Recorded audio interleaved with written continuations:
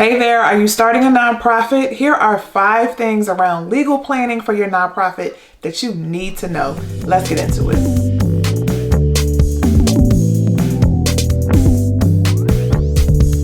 Hey everybody, this is Tiffany with Boss on a Budget. If you don't know who I am, I help people start their nonprofits and raise money for their new nonprofits. If you need help, make sure you are subscribed to this channel because I drop videos every single week.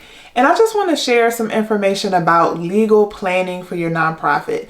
I do want to put my disclosure out there. I am not a lawyer. I am not your lawyer.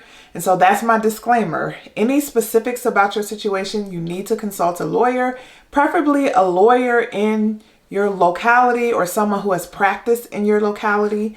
This is just general advice, and these are things you need to be paying attention to. Because a lot of people ask me, what should I be doing to make sure I don't get in trouble? A lot of people have fears around the IRS and getting their 501c3 status. And so I thought I would bring up at least 5 areas you need to be paying attention to, and you need to make sure that you have legal consult or legal advice about these 5 things. All right, let's start with the first one, which are your bylaws. So I actually have a video that I've done in the past that talks through a couple of things you need to make sure you have included in your bylaws. I'm linking that video above. So bylaws are the governing rules of how your board is to operate, because the board is the body that's generally responsible, right, legally, ethically responsible for the organization. And there needs to be like rules of conduct, like how are you supposed to operate? How do people join the board? How are they voted off the board? What are the different offices or officers in the board? What are the different committees? What's the purpose of the organization? There are just some things that are in your bylaws that help figure out how you're supposed to operate as the governing body of a nonprofit. So here's the thing you need to know. The regulation of nonprofit businesses generally happens at the state level. A lot of people say they're scared of the IRS when they're starting a nonprofit. And it's not just the IRS that you should be thinking about when it comes to regulation and compliance. You really should be paying attention to what's going on and what's required with your state and the state that you operate in or states that you fundraise in, right? So you need to make sure you know the regulations in your state, and not every state requires you to have bylaws, but it's really a good idea for you to have some kind of written document that speaks to how you're going to operate. Why? Because when there are times where things are murky, when there are times that you need to make a decision or there's tension, you need some standard to refer back to know how to move. Case in point, a lot of people ask me, how do I get rid of a board member? I get this question a lot. And my response typically is, what do your bylaws say? So in those instances, you need to be able to refer to some kind of standard or policy or something that you've put in place, some kind of process that you've written down so that you can make sure that you're covering your bases honestly. So your bylaws in particular, you need to make sure that they're in place because they are a legal document. And you need to make sure you understand what you're putting in your bylaws. And it's always a good idea that once you've drafted your bylaws, is to have a lawyer actually review and make sure that you're adhering to state law. Because some of y'all like to put stuff in your bylaws that don't need to be in there and are not legally sound. It wouldn't be held up in court. And the only person who could tell you that or could advise you on that is a lawyer. It's not me. Because again, I'm not a lawyer and I'm not your lawyer. So my advice is to make sure you seek counsel by a lawyer who operates in your area, like I said before, but also just to make sure that you pay attention to your bylaws. Sometimes people create their bylaws, they'll get a template, which is not a bad thing. They'll get a template from an organization in their state, which is what I recommend. If you're going to get a template, get one from an organization that operates in your state. And they're not paying attention to the different areas, and they don't really understand the implications of what they're putting in the bylaws, like what constitutes a quorum. And if you have a low quorum, then potentially 1 or 2 people can make full decisions for your nonprofit if people don't show up for meetings and things like that, and you make yourself vulnerable. So you really should be thinking really critically about what you put in your bylaws. It's not just an exercise of just filling in the blanks or just switching out numbers. Really think about the implications of the things that you decide to put in your bylaws. And like I said, always seek legal counsel to make sure that it adheres and follows state law. Number 2, your meeting minutes. So it's really important as a board of directors for a nonprofit for you guys, first of all, to be meeting. And I know some of you guys start your nonprofits and your boards aren't committed, or you're just putting people on the paperwork. Now look here, I'm going to be like, this is a judgment-free zone.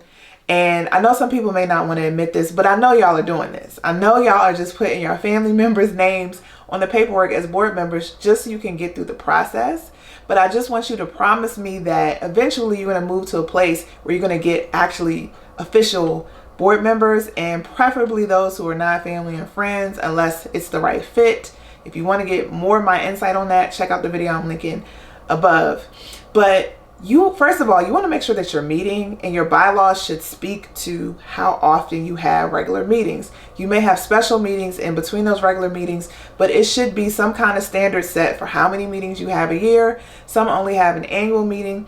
Some have 4 meetings a year. Whatever it is, let's get that out there first. You need to be meeting, and when you do meet, you need to have meeting minutes, because that is the official record of decisions that you're making as a board. And if you have nothing in writing to refer back to for decisions that you're making for a real legal, like for a real organization, then you're putting yourself at legal risk. So within this area of meeting minutes, first of all, make sure you're meeting. Second of all, make sure you have minutes. And then third of all, make sure you are capturing the right information in your meeting minutes. So I have a meeting minutes template in a nonprofit startup mini kit that I created that has an agenda template, meeting minutes template, and binder templates for your official nonprofit binder. If you want to check out that mini kit, I'm linking it below. But make sure you're including the right information. You're capturing who's in the meeting, if people leave, you're capturing how decisions are made, who votes, who doesn't vote, all those kinds of things.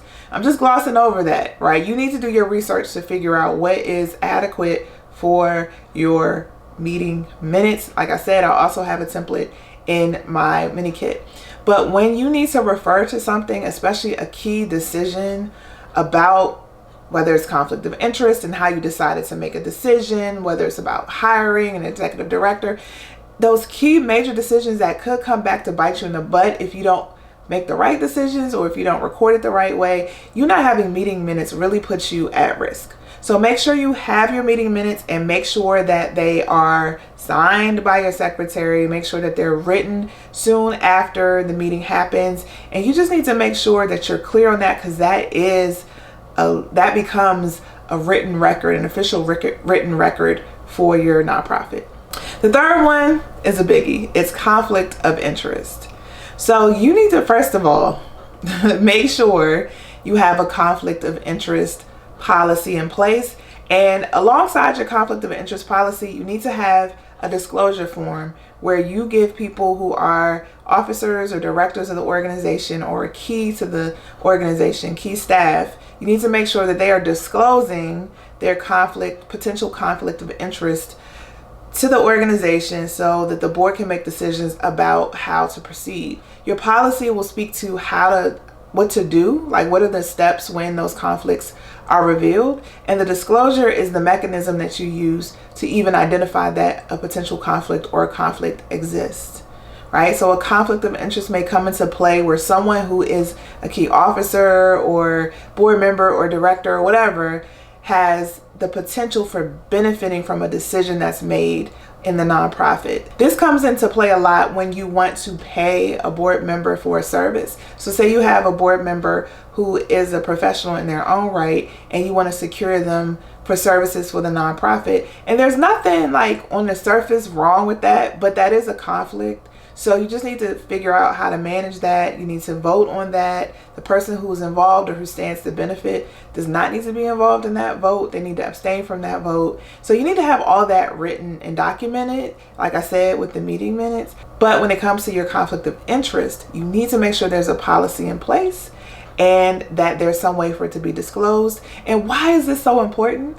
Because the IRS is going to ask you about this on your 990 form. Do you have a process for managing conflicts of interest? And you better be putting the truth on there. So if you don't have a policy, you're going to have to say you don't, and you're going to have to identify what processes you use to manage conflicts.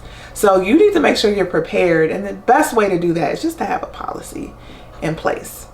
The fourth thing is just policies in general. And I'm just going to say in general because from nonprofit to nonprofit, and depending on like where you are in your developmental phase, whether you're super new or whether you've been around for a long time, it just depends, right? And I particularly talk to startups. So a lot of what I'm talking about really is basic information, foundational stuff that new startups should know about. I should have said that earlier in the video, but I know this is still helpful for people who've had nonprofits for a while. But you need to be thinking about what policies you need to have in place, particularly the policies that are mandated by state law. There are some states that require you to have policies, and some of y'all are out here out of compliance because you don't realize it, which is actually connected to number 5, right? I haven't gotten there yet, but you need to know like what's expected of your nonprofit and make sure you have those policies in place. For example, do you have a whistleblower policy, which is a policy that speaks to protecting people who reveal information about, things that are going on? They disclose maybe illegal information or things that the nonprofit is doing. Do you have a policy in place to protect them if they do become a whistleblower? That was so not eloquent in how I said it, but I hope you get the point, right? Or do you have a document retention policy? So what do you do with certain documents? How long do you keep them around, and how do you destroy them, right? So some states require you to have those policies, and those 2 policies in particular are mentioned by the IRS. And so my rule of thumb is that if the IRS is asking you about it, which they ask you through the 990 form, you should have it. Like if they're saying, do you have this policy or process in place? Then they're suggesting that you have it. So my suggestion is get it together and put those policies in place. But generally, think through all the policies that make sense for you to be able to operate as a nonprofit in the phase that you're in. And don't just create policies just because you're maybe legally required to do it. Do it because it helps you create a standard for how you're supposed to operate. And it's a good reference for what happens when certain situations occur. And you want to make sure that you have policies in place so you have some way to hold people accountable and to make sure that certain things are getting done. So policies are not a negative thing. You don't want to overregulate yourself, but it's always good to assess what policies should be in place so that you're doing things in order. And finally, the last area you need to be thinking about when it comes to legal stuff for your nonprofit is you need to understand the state law or state code. So more than likely, I haven't checked for all the states, so I'm not going to say for sure, but more than likely, your state has a nonprofit code or nonprofit law. It's probably called the Nonprofit Act or something like that, or it's a provision in a bigger act that has been enacted in your state. And usually that state code or regulation will speak to certain things that nonprofits are supposed to do, certain ways nonprofits are supposed to act. And they may speak to things like whether or not you should have bylaws, or what's the minimum number of board members, or what's the number of terms that a board member can serve, and what's the suggested or required quorum for meetings. Things like that are often written in law. And you don't want to be in a position where you're not following the law. And don't use you not knowing as an excuse. Try not to put yourself in that position where you're like, oh, I just didn't know I wasn't following the rules, so how can you blame me? Make sure you are proactive and actually review the state law. And for a lot of them, it's not a lot to review. There may be a lot of chapters you got to go through.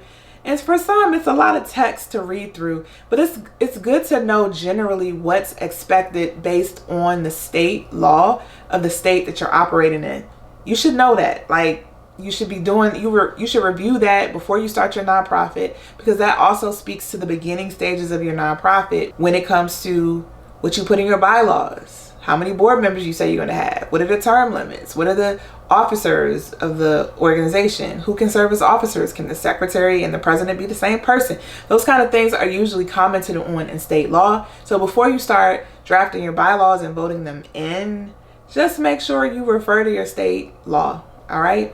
So those are all the 5 things you should be paying attention to when it comes to like thinking about legal issues with your nonprofit. And it's always good, I'm gonna say this one more time, y'all, to have legal counsel or try to get access to legal counsel, whether it's pro bono or if you can secure some services in your state, so that a lawyer can look through your bylaws, they can review your processes, they can advise you on what you can do and what you can't do. It's always good to have access to a legal resource when you are planning for your nonprofit. I really hope this was helpful. If you need more help, make sure you visit me at www.bossonabudget.com, and I will see you in the next video.